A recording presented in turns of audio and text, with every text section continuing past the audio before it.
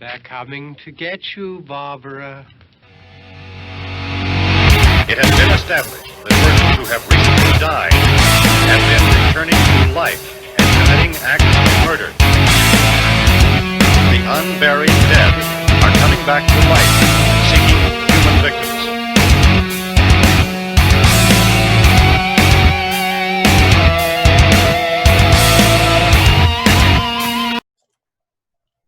Welcome to a podcast from Beneath. This week we'll be talking with Erik Myers. He's the writer and director of Butterfly Kisses.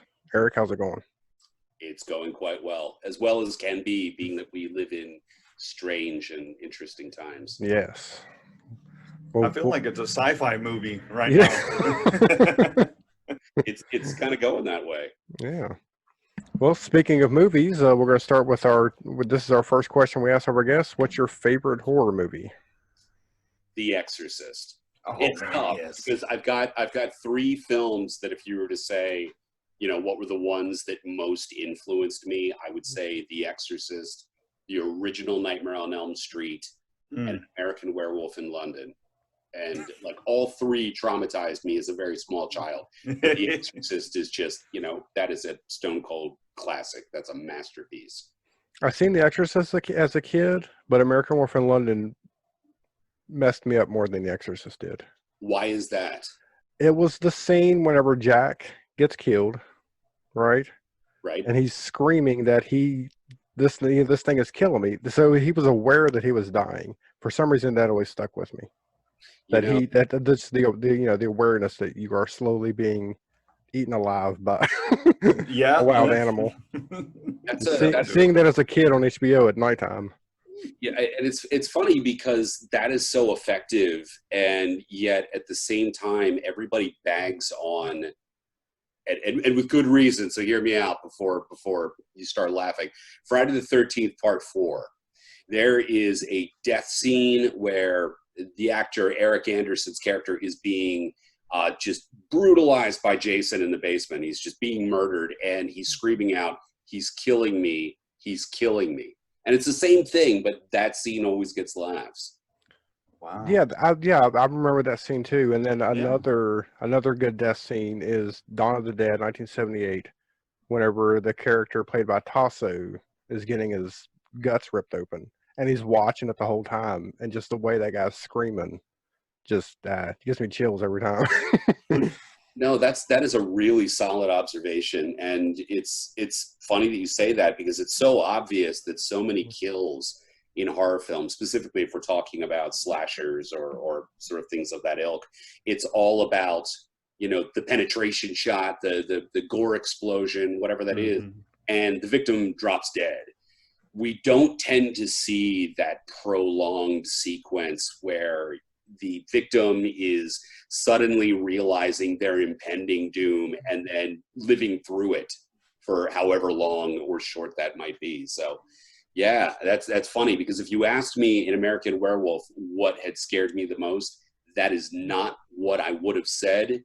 But now I know that the next time I watch it, I'm going to be looking at it that way. Cool. All right. So you kind of answered my next question a little bit, of course, with your influences, but what got you into filmmaking?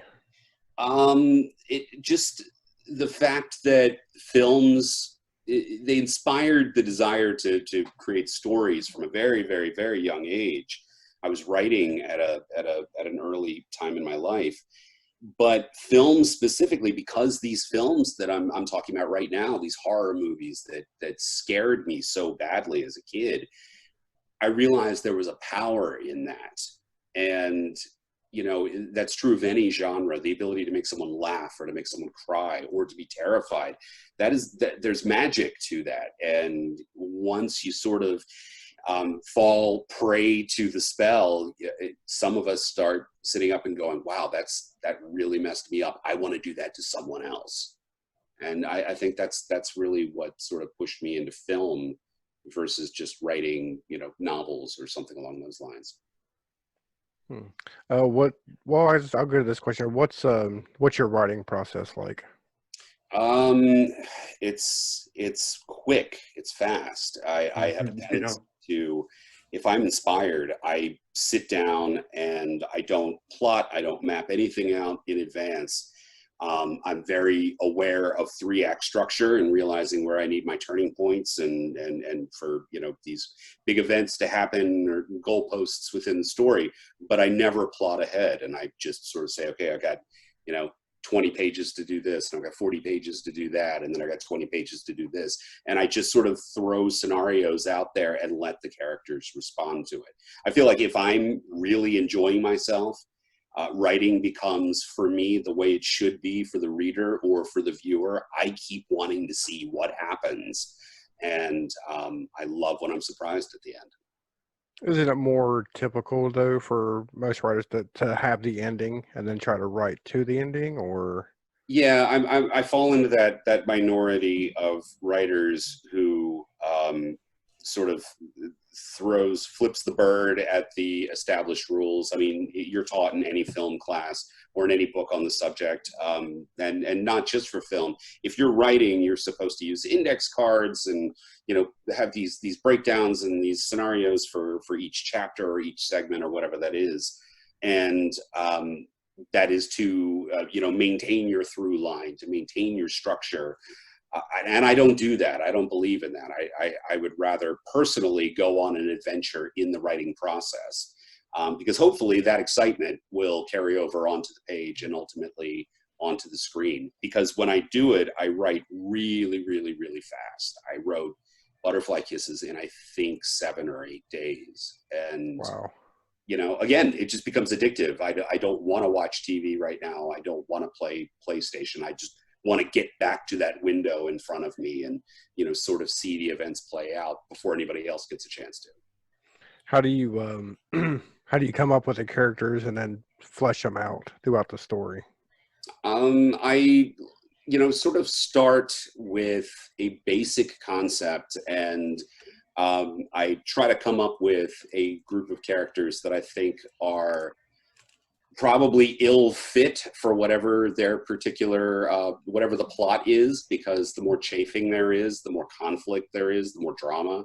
In the case of Butterfly Kisses, you know, I knew I had to have a filmmaker as the protagonist, but I didn't want him to necessarily be a protagonist. I thought having a guy that you're kind of rooting for, but at the same time, you're like, this guy's kind of a D-bag. It just allows you to sort of become invested, whether you're rooting for him or you're rooting against him. So yeah, I think that the more flaws a character has, the more interesting the overall story will be. Yeah, cool. Aaron, you got any questions? No, I did want to mention that I listened to an interview you did previously, and that's right.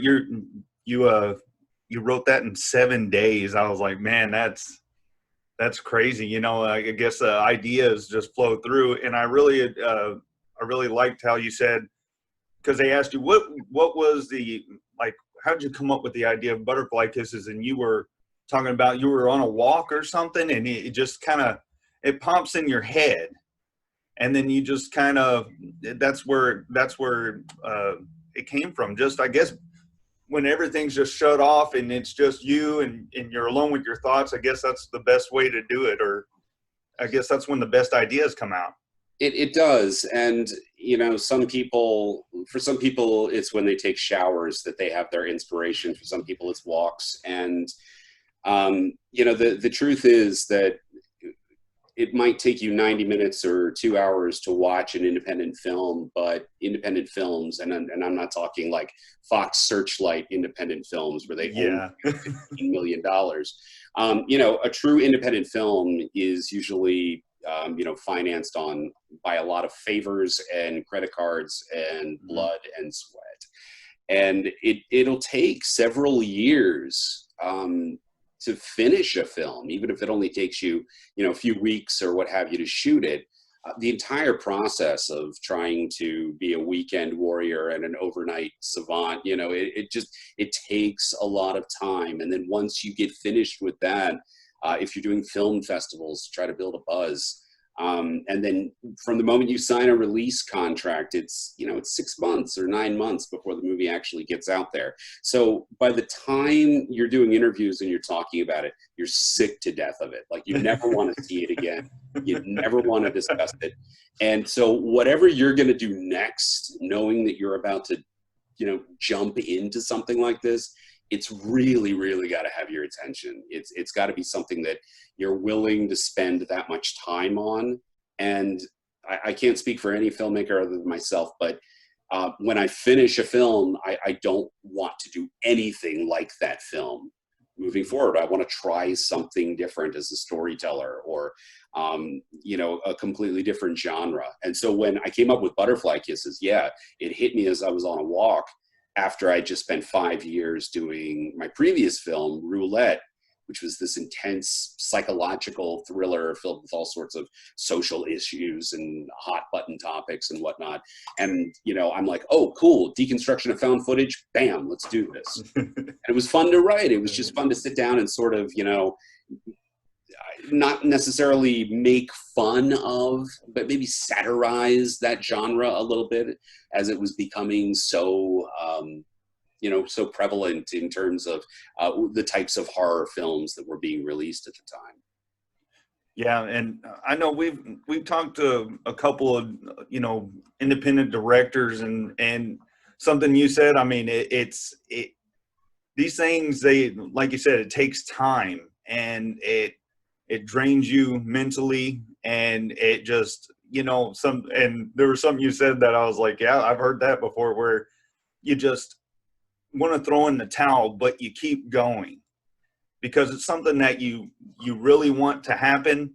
And I admire filmmakers for that, because that takes a lot of patience, and I know it takes a hit, and relationships and all that stuff. And I commend you for that, man. I mean, just pulling through it, and then now it's out there. Well, thank you. I mean, it's tough, and it can be a very lonely journey sometimes. It sort of starts, at least in my case, being that I write my own films, it starts as sort of, a very private and lonely process of, coming up with the idea, writing the thing, rewriting it, and then starting to slowly show it around, get some opinions, then start building your team. And it's great when everybody is all there and we're all on set, and we're doing it's the Facebook famous selfie shots, hashtag set life and everything. And it's all fun. It's all cool. And, it then slowly the team starts to whittle back again to, 1 or 2 or 3. And it's just like, it's a marathon. It's an endurance test. And there are a lot of times where you either want to throw in the towel, or you trip on the towel and you fall on your face. But it ultimately, it's worth it, because, at least the way I like to look at it is, I say, whenever I watch, having completed and released 2 feature films and another one that, sort of sitting there in the wings waiting to be finished, whenever I do a feature, I feel like it's this incredible home movie of a very specific period of my life that will never be duplicated again. And so I watch the film and I just sort of remember and see what was happening that day that we did that, or, what was happening in my personal life when I wrote that scene. And it brings a lot, it brings a lot back revisiting. What would you say, what was the biggest hurdle that you faced when making the Butterfly Kisses movie? It's always money. It always comes down to money, and it's not just money to be able to afford special effects or set pieces that you want to pull off, or, I mean, sometimes it's just a case of you can't take off work unless you're able to cover your bills. And, it costs money to get to set. It costs money to eat on set. It costs money to take care of, the people that are working for you. And it's always about money. And that's the hard thing, that you're trying to, again, shoot weekends and overnights and fit that into your life. And you're like, oh, damn, if I only had this much money. you know, I could shoot all weekend and even just take Monday off for myself, get a little bit of sleep afterwards. But, you know, I'd like to think that art from adversity is something that happens more often than not. And, you know, I sort of like to embrace limitations to a degree because it makes me forced to be more creative. What do you like doing more, acting or directing? I don't like acting at Do you all. not? I did a number of years of theater growing up, and it wasn't because I ever wanted to be an actor myself.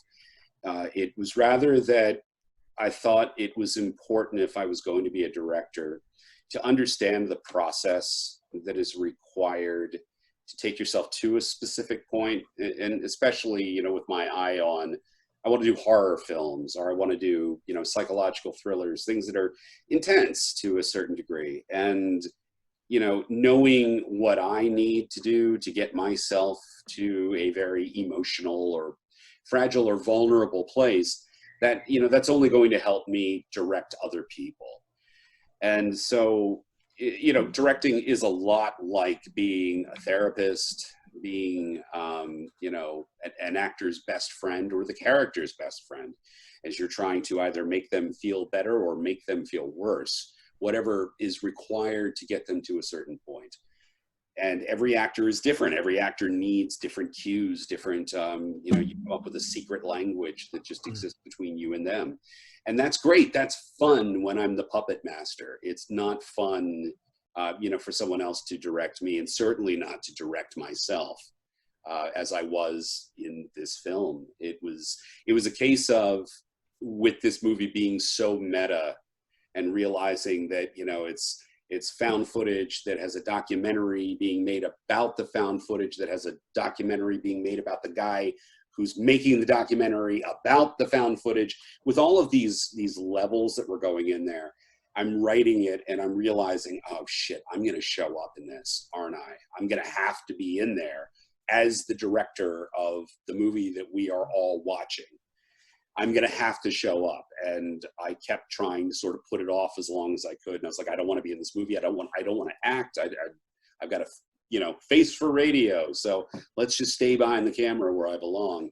And ultimately I realized, if I had all of these people playing themselves, and the movie is so meta like that, with so many people playing themselves, authors and disc jockeys and filmmakers and what have you, I had to be in it.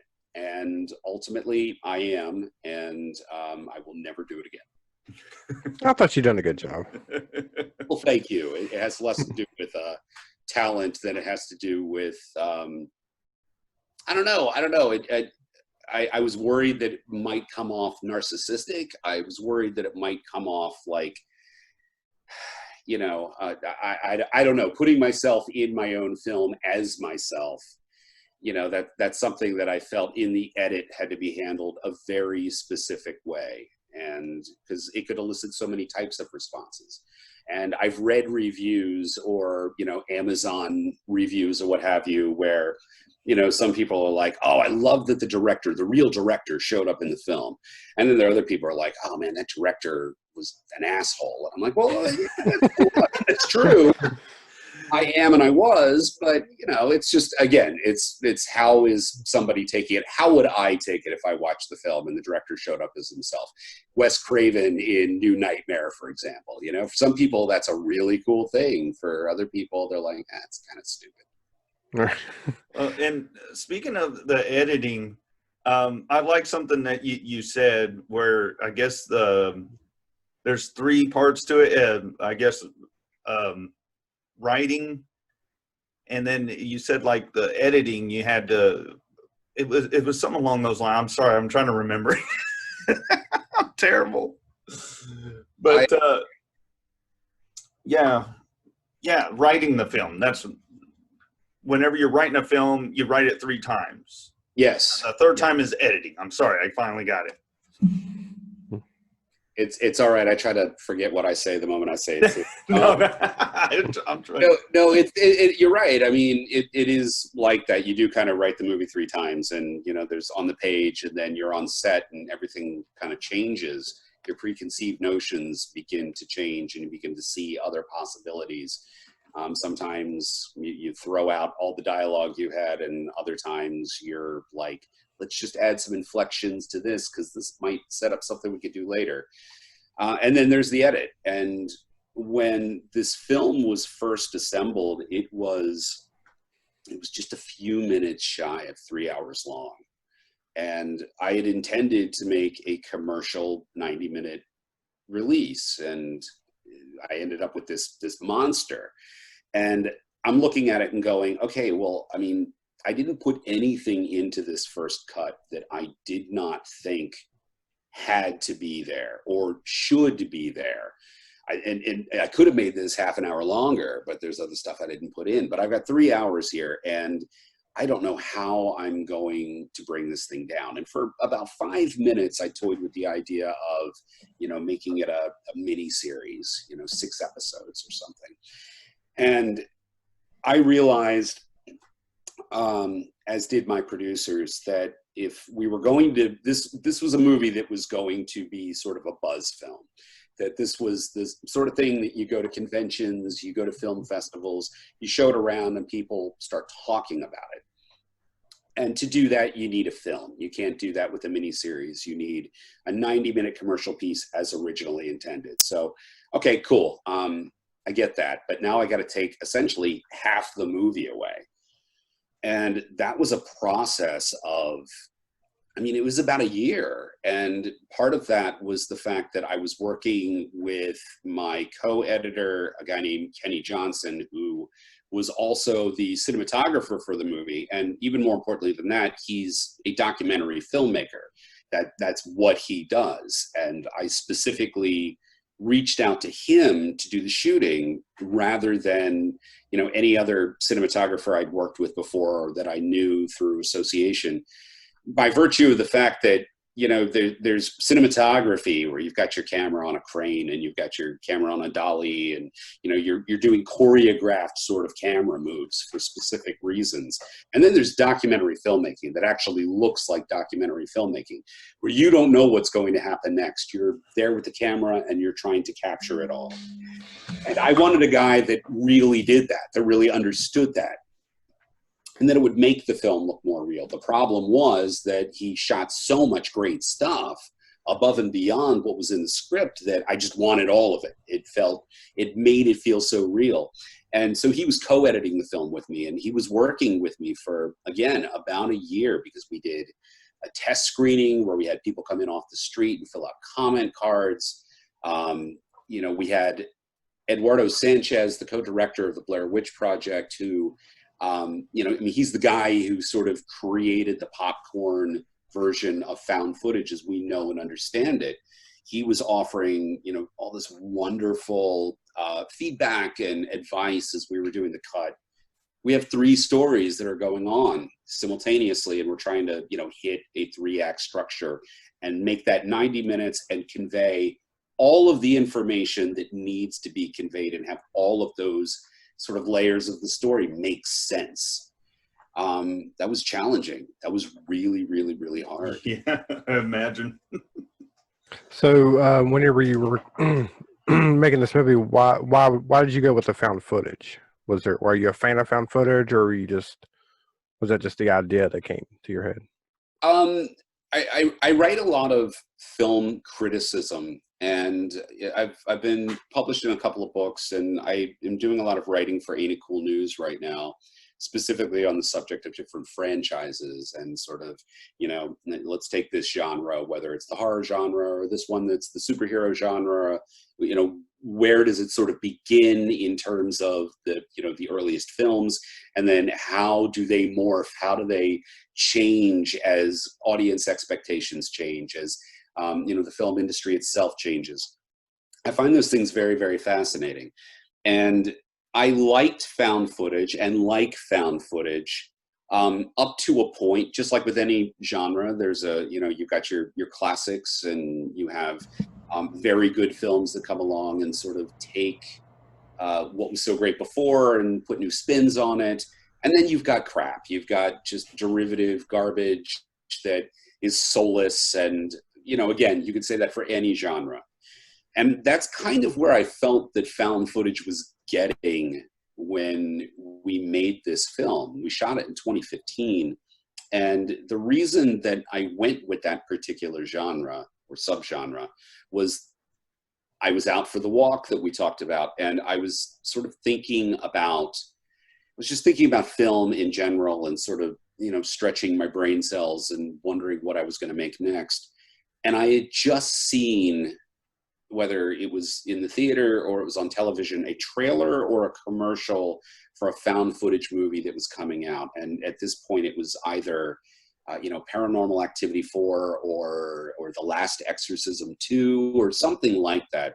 And I started thinking about found footage and, how awesome it was when Blair Witch came out in '99. And there was that window of time when people thought for 5 minutes that it was real. Never mind the fact that Cannibal Holocaust had done this, almost 20 years earlier. You can go back, earlier than that if you want, the Nook of the North. I mean, there's so many, stages along the way, and then you get that one film that comes out, and that's the zeitgeist, that's the button, and everything follows. And Blair Witch was so cool, and it was so different for its time. And again, it was art from adversity. Dan Myrick and Ed Sanchez, they knew they had no money, and they sort of embraced those limitations and came up with something that was very, very cool and different.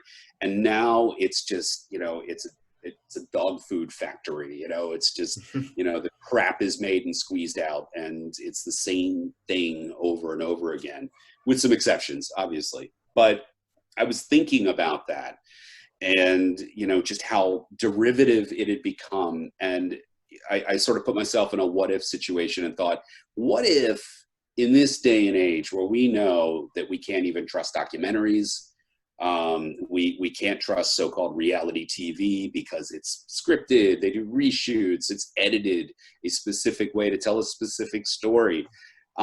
We can't trust the things that we see, and anybody can, with their basic MacBook that comes out of the box at Best Buy, it comes with audio and video editing and recording software that if Hitchcock or Orson Welles had this stuff, they would have, we'd be in the year, 3 billion by now.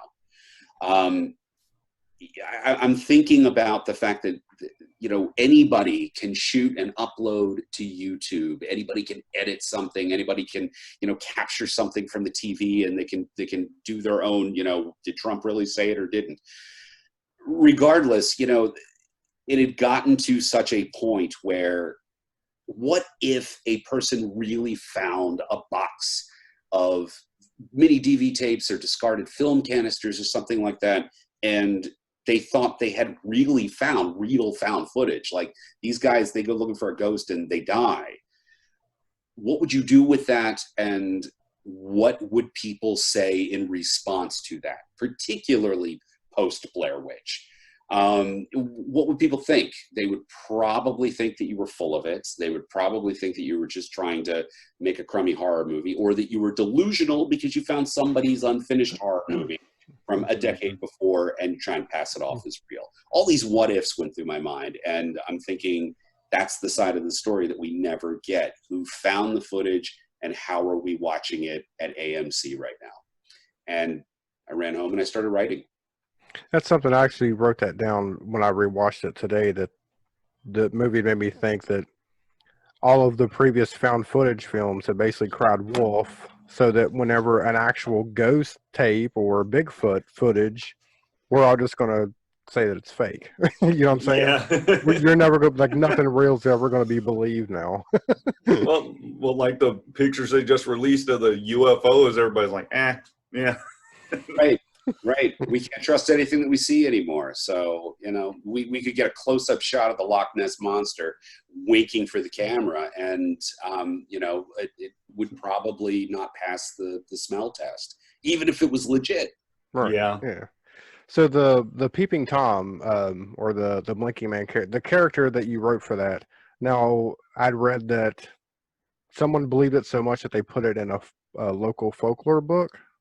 Yes. There is a historian and author named Shelley Davies Wygant, and she wrote a book about the town and surrounding area that Butterfly Kisses takes place in. It's a place called Ellicott City here in Maryland, right outside of Baltimore, and it's just like, it's sheer rock cliffs with churches and spires on top, and a main street threading through, and a river that goes through the valley, and it's this incredibly picturesque, cinematic as hell environment that also happens to be home to a really crazy number of real life, and I'm using finger quotes right now, real life ghost stories. There are ghost walking tours all the time. Every shop, every tavern, there's a ghost story. And the area is so rich with this sort of culture that growing up in the area, I was a punk teenager, and I hopped the fences, and I went, up to the haunted ruins of this place and that place, and, trying to scare the hell out of myself along with all my classmates. And in Ellicott City, there was one location that was considered haunted, but did not have a specific ghost story tied to it. And that was Ilchester Train Tunnel, which is this tunnel going through a rock cliff, accessible only by a trestle that spans a river. And it's a really creepy place in real life, and kids really do, as is suggested in the film, they go up there at night and scare the hell out of themselves. It's just that it's a sort of place where I heard this and I saw something creepy, and but no real legend, no real story or pedigree to the place. And I thought it would be really fun in this movie that is posing as a documentary about found footage, and in which I am casting real people and real authorities on folklore or ghost hunting or whatever, casting real people as themselves to create that verisimilitude that what you're seeing is real. To take a real place with a real history and give it the ghost story it doesn't have. I thought that'd be fun, and that maybe some teenagers might see this film and think it was a real documentary, or at the very least a fake documentary about a real ghost story, and perpetuate that myth. And the crazy thing was that during production, long before we told anybody what the film was about, or there was a trailer, or it screened anywhere for anybody, I had been utilizing social media and using the local Ellicott City Tourism Board website and message boards in various forums about the Amityville Horror and all sorts of things, planting these sort of fake accounts about haunted Ilchester Tunnel, about a Blink Man or Peeping Tom or whatever story, whatever name was ascribed to this character when you heard it based on your generation. And I wrote a couple of fake news articles for local publications under pseudonyms about this history, about this ghost story. And the week the film is coming out, I just happened to discover that a book was being published during the exact same week by this author, Shelley Davies Wygant, about haunted Ellicott City. And the Blink Man was in there. He had a whole chapter.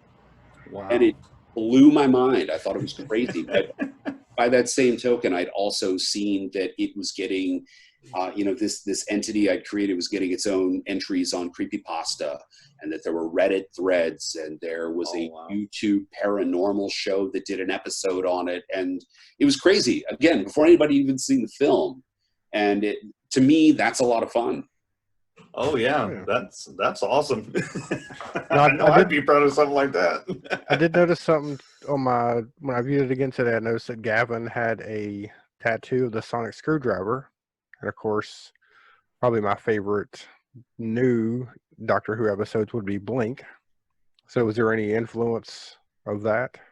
So, first of all, the actor Seth Kallick, I've known him for over 20 years, and I have watched this movie in the editing bay so many times that every image is burned into my brain, and yet I have never seen a sonic screwdriver on him. Where is this? It's on his arm.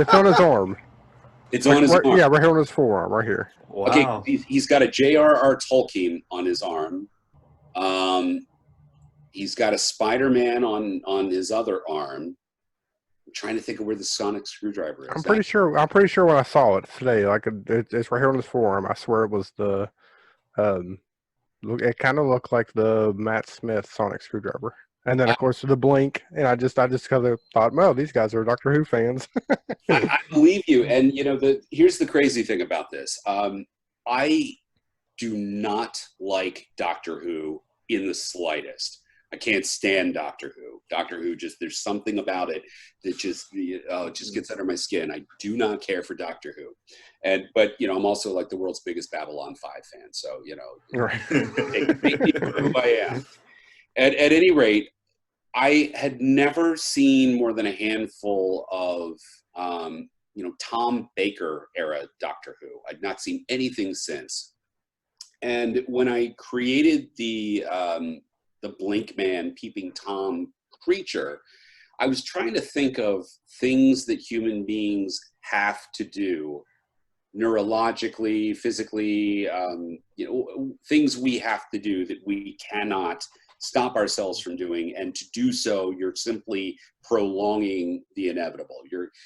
We all have to breathe. We all have to use the bathroom. We all have to eat.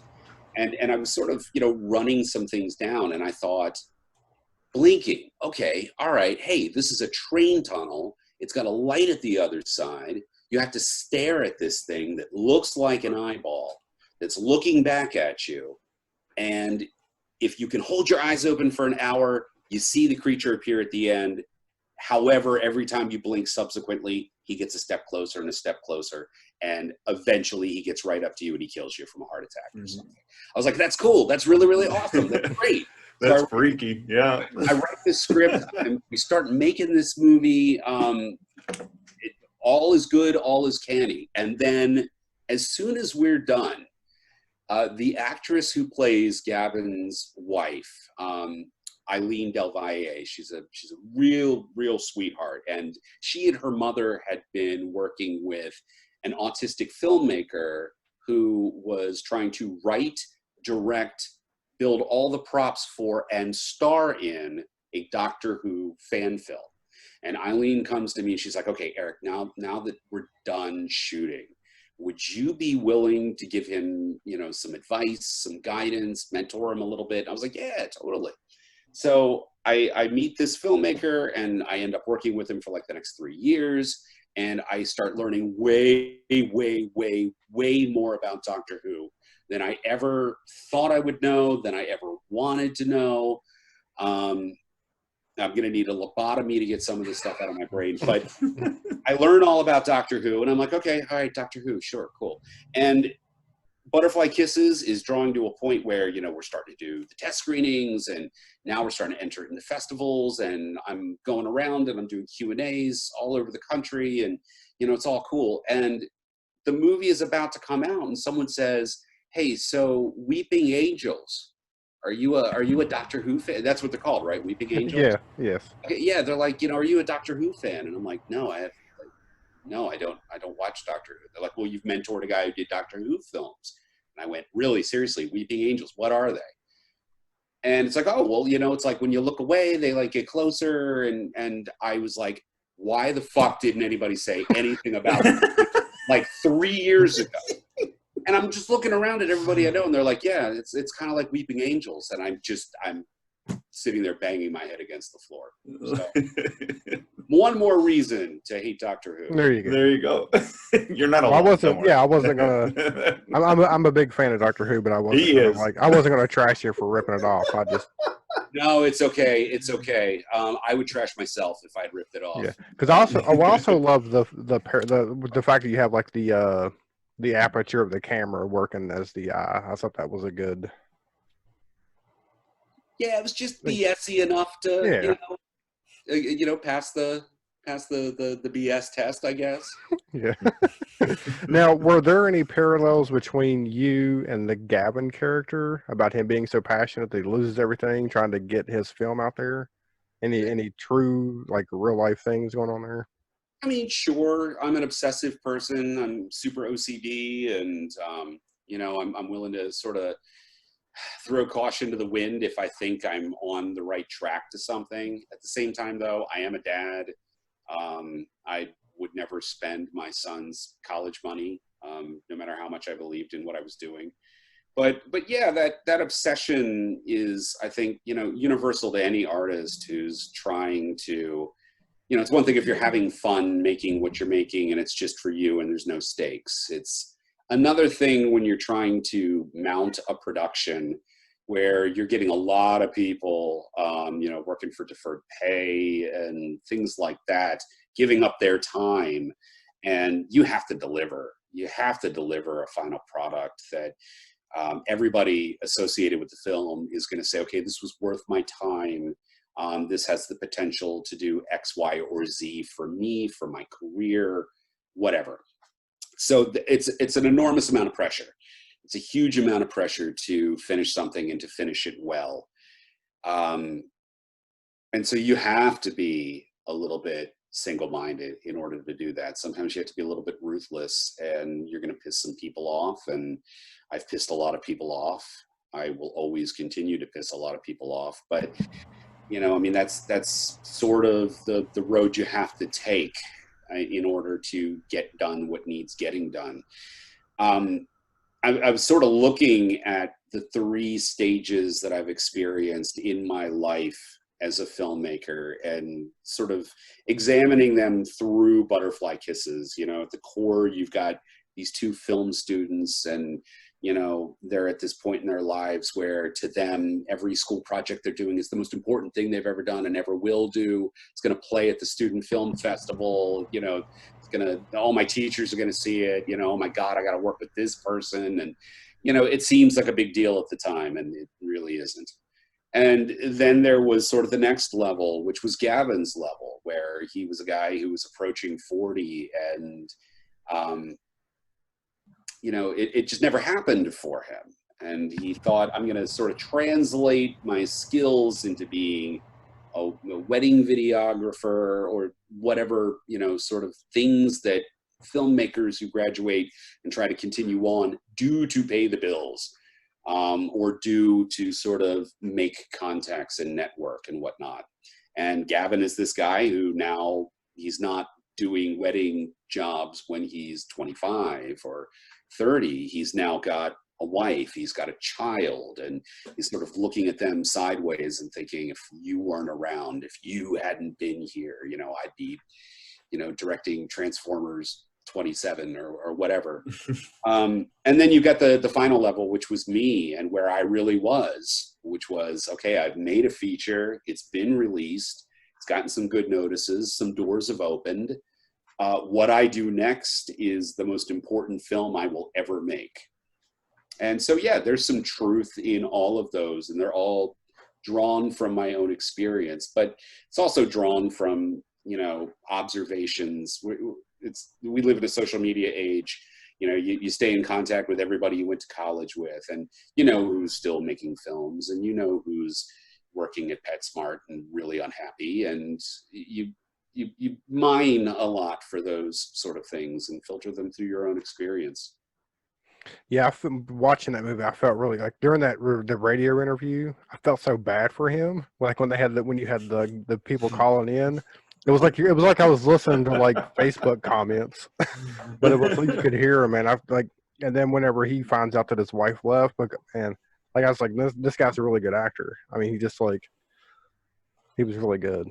He is. Seth is a very, very talented actor, and he did an incredible job. And everybody did a really incredible job, particularly given the fact that it's a dangerous thing to cast non-actors, because in this particular film you've got the quote unquote found footage, which was cast with actors who had done a lot of theater but not really a lot of film. I wanted to sort of have fresh faces that you didn't recognize from anything else, even if it was regional.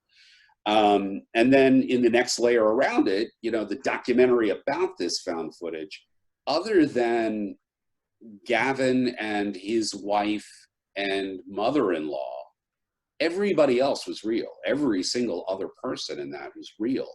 And that was both really exciting and really scary because, you know, Matt Lake might be a really talented folklore author, but is Matt Lake going to be able to emote? Is he going to be able to perform and, you know, not just freeze up? And we've all seen those bad celebrities trying to act who are not actors. And Seth is really good at provoking people. And that's what Gavin is supposed to be. He's supposed to be a guy who chafes every single person he comes into contact with. And so he was really good at sort of massaging the non-actors and leading them into this artificial reality we created so that, you know, their responses all felt very, very genuine. But, you know, Gavin is, you know, as a character, his backstory, and ultimately what happens to him. Take away the, you know, the monsters or the demons or the you know, boogeymen. He's very much an assembly of all of these different stories of people that I've known and people that I've seen, you know, really sort of end up despising the thing that they loved that defined who they were in the first place. I've seen actors move out to the West Coast and it doesn't happen for them. And they put in 10 years, 15 years. And at the end of it, you know, they were pounding the pavement as an actor and now they are, again, pushing 40 or what have you. And it's like, I missed the time to start a career that's going to allow me to buy a house.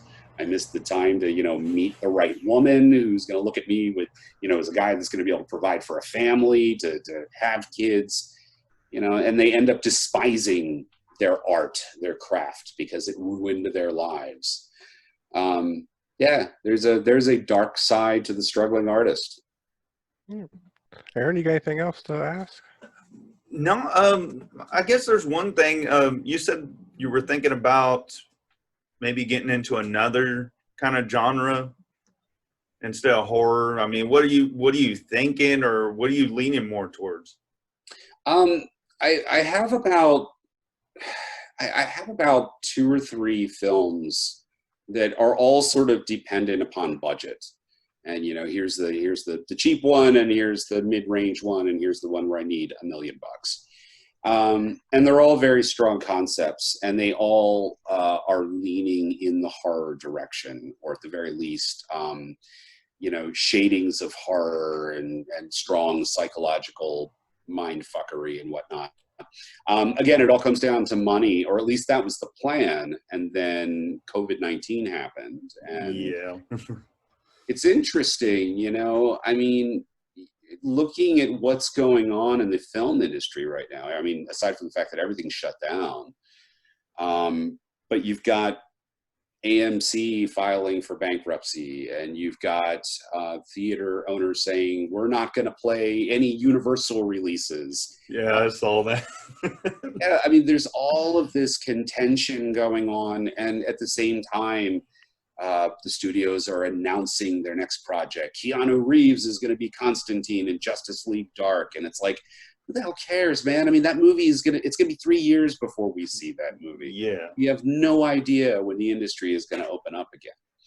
And if there has been any silver lining to people being stuck at home, it is the fact that with the absolute, you know, nothing that the major studios are releasing for the most part, people are going on Amazon Prime. They're you know, scrolling through, and Butterfly Kisses is getting all sorts of hits that it wasn't getting before. You know, it came out, it made a splash, then it got a little bit quiet, and now it's starting to splash again. And That's great. It's a good thing to see, and maybe independent filmmakers who don't need $300 million to make a film are going to be the cockroaches that survive. And perhaps maybe we'll see the 70s happen again, where the studio system kind of toppled, and you had the Scorseses and Spielbergs and the Friedkins and Coppolas and De Palmas, and they all came in and started making independent films for Hollywood budgets. Knocking on wood. Really. Yeah. Tell us about the name Zoe. Zoe. Okay, so wow. Okay, so thanks. You did your homework. Zoe is a protagonist from the film that I most desperately want to make in the world. It is a horror film, and when I talked about those 3 tiers, it's the one sort of at the top, the one that requires a little bit of money. It has been read by a couple of studio people who were very, very interested in it at different times. Unfortunately, it just did not work out the way that I wanted it to for a wide variety of reasons. But that character name, because this script had gotten some attention, and because everybody that's read it is like, oh my God, this is the movie you have to make. This is the movie. It sort of has been a good luck charm to put a character named Zoe in every script I've written since, whether that was my first feature Roulette, or shorts that I've made, or scripts that I've written for other filmmakers, sliding a character named Zoe in there somewhere, blink and you miss it. It's been a good luck charm for me, at least, as I'm going, okay, everything I do is more successful than the last. Hopefully it will lead to this movie that I want to make.